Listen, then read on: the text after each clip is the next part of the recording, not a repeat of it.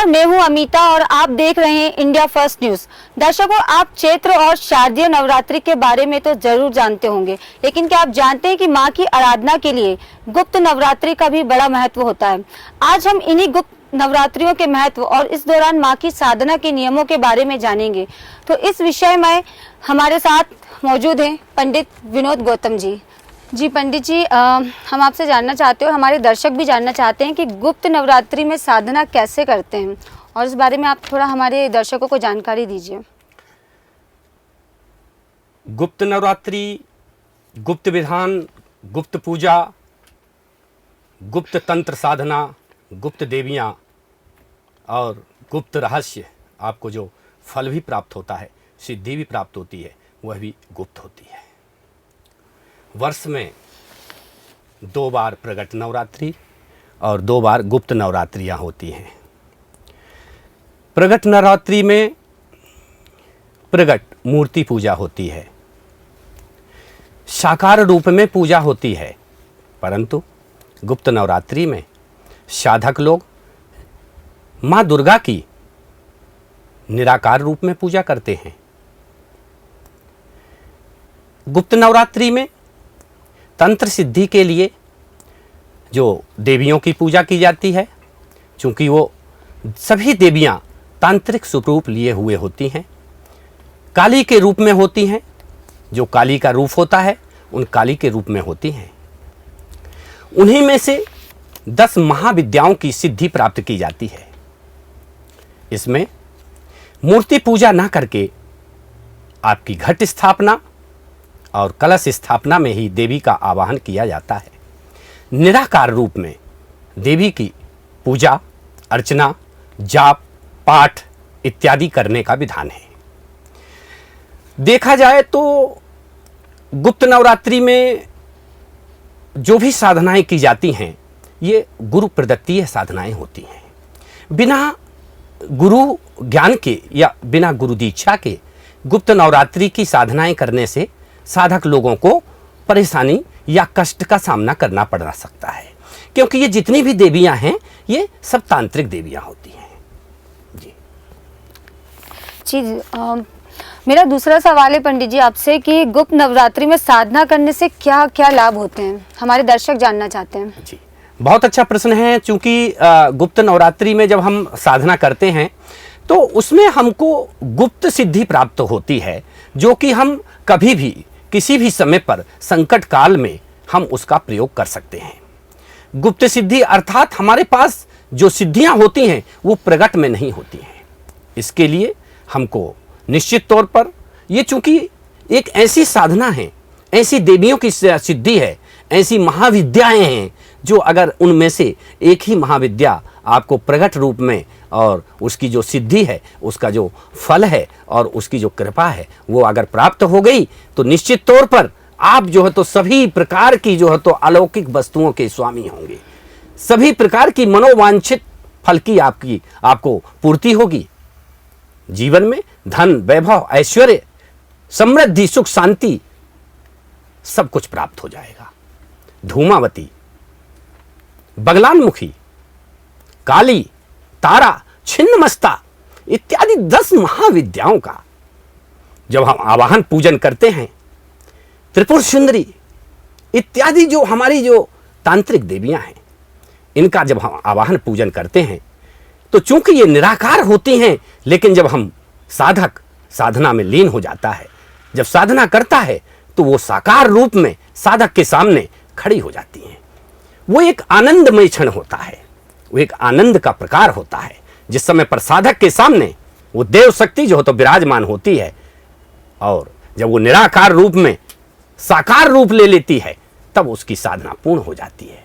परंतु एक बार हम पुनः बता दें, गुप्त नवरात्रि में गुप्त साधना, गुप्त तंत्र रहस्य, गुप्त क्रियाएं, गुप्त देवियां, इनकी पूजा बिना गुरु प्रदत्तीय कृपा के प्राप्त नहीं होती है। अतः पहले गुरु दीक्षा लेनी चाहिए। गुरु दीक्षाएं भी 8 प्रकार की होती हैं, तो इन में से किसी भी प्रकार की आप गुरु दीक्षा जो हो तो लेकर के और कार्य शुरू कर दें, निश्चित तौर पर सफलता प्राप्त होगी। क्योंकि इस बार की जो गुप्त नवरात्रि है वो ग्रहण काल के तत्काल ठीक बाद जो है तो प्रारंभ हो रही है।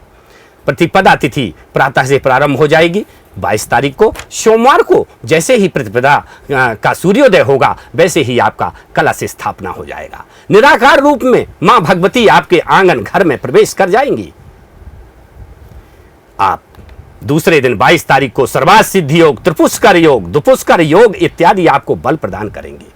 क्योंकि पंचमी और षष्ठी का जो तिथि है वो एक ही दिन होने के कारण 26 तारीख को दोनों माताओं का आगमन एक ही दिन होगा। अतः इस बार की जो गुप्त नवरात्रि है वो 8 दिन की ही होंगी। तो आपको जो जाप कर रहे हैं, जो पाठ कर रहे हैं, उसकी आपको एक दिन में पूर्ति करनी पड़ेगी। अतः आप 29 तारीख को गुप्त नवरात्रि के व्रत का पारायण करेंगे और 30 तारीख को आपकी जो घट स्थापना, कलश स्थापना हुई है उसका विसर्जन, जवारे विसर्जन इत्यादि जो तो करेंगे। माता काली जो कि गुप्त नवरात्रि की अधिष्ठात्री देवी हैं वो आप पर कृपा बनाए रखें। गुरु प्रदत्तीय अनुष्ठान अगर आप कर रहे हैं तो उसमें आपको सिद्धि प्राप्त हो, यही हमारी कामना है। जी बहुत बहुत धन्यवाद पंडित जी। और मेरा एक आखिरी सवाल आपसे ये है कि जैसे शारदीय नवरात्रि और चैत्र नवरात्रि के बारे में सभी जानते हैं, तो गुप्त नवरात्रि इन नवरात्रि से क्या कितनी अलग है और उसके महत्व आप और हमें बता सकते हैं?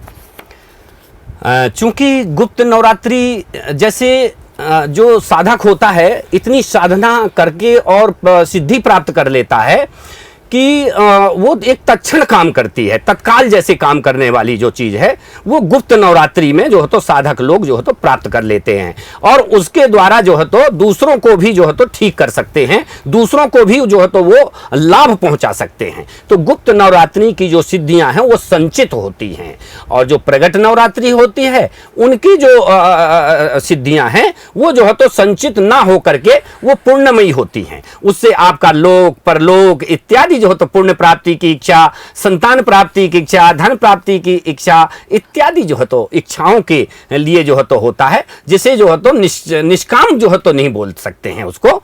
जो पूजा होती है उसमें कार्य का जो है तो कहीं ना कहीं जो है तो विवरण होता है और हम देवी की पूजा करते हैं तो इसमें पूजा निष्काम होती है, इसमें पूजा गुप्त होती है, इसमें मंत्र भी जो है तो गुप्त होता है, देवी माँ भी गुप्त होती है, स्थान भी गुप्त होता है, सामान भी गुप्त होता है। आपकी जो सिद्धि आपने प्राप्त की है वो भी गुप्त होती है। स्वयं साधक को भी पता नहीं चलती कि मेरे पास कितनी सिद्धि है, मेरे पास कितनी ऊर्जा है।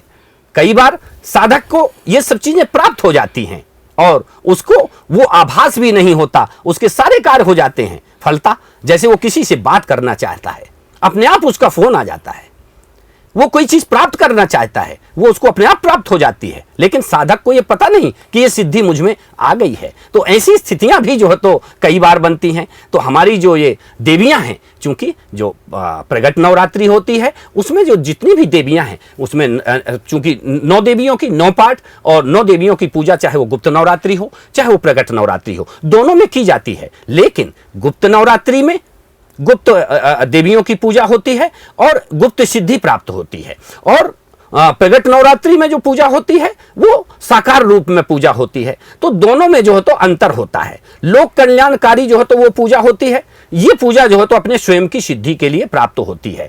और इसमें में जो मुख्य अंतर होता है वो इसलिए इसका महत्व है कि इसमें जितनी भी देवियों की पूजा होती है वो सब तंत्र प्रधान देवियां होती हैं, वो सब तंत्र रहस्य होते हैं। मैं आपको बता दूं कि इसमें जो देवियां होती हैं उसमें 4 प्रधान देवियां होती हैं।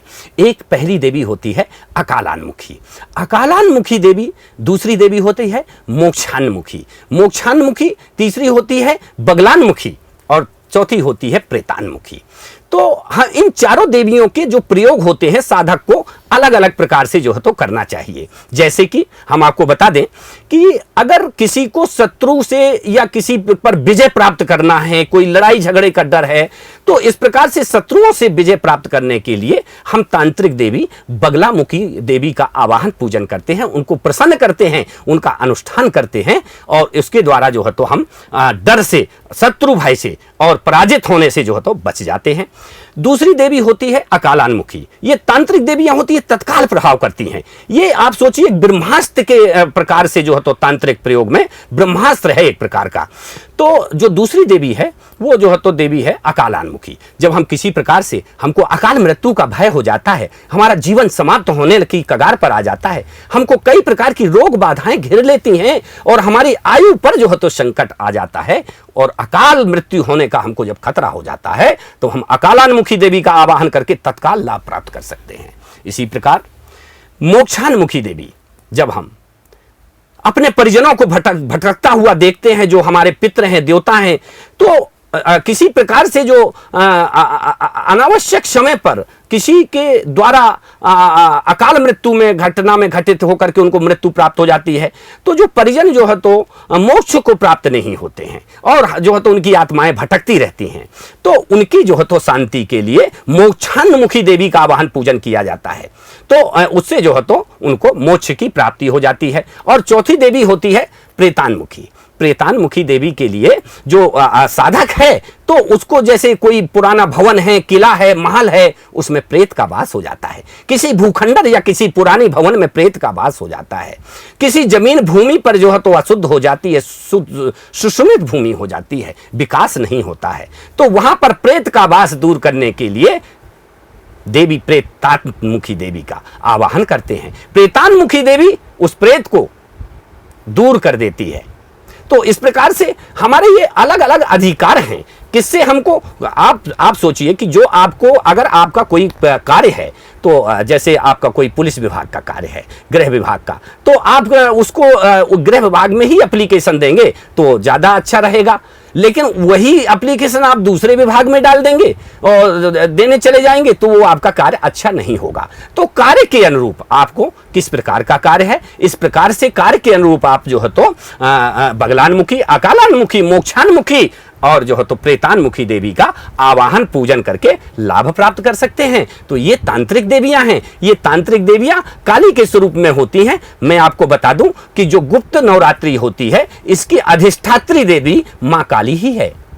जी धन्यवाद पंडित जी, हमें गुप्त नवरात्रि का विशेष महत्व समझाने के लिए, और हमारे दर्शकों को आपने बहुत ही खूब तरीके से समझाया है सारी देवियों के बारे में। तो दर्शकों, आप भी नवरात्रि में माँ की आराधना कीजिए और मनवांछित फल पाइए। फिलहाल मुझे यानी अमिता को इजाज़त दीजिए। जय माता की।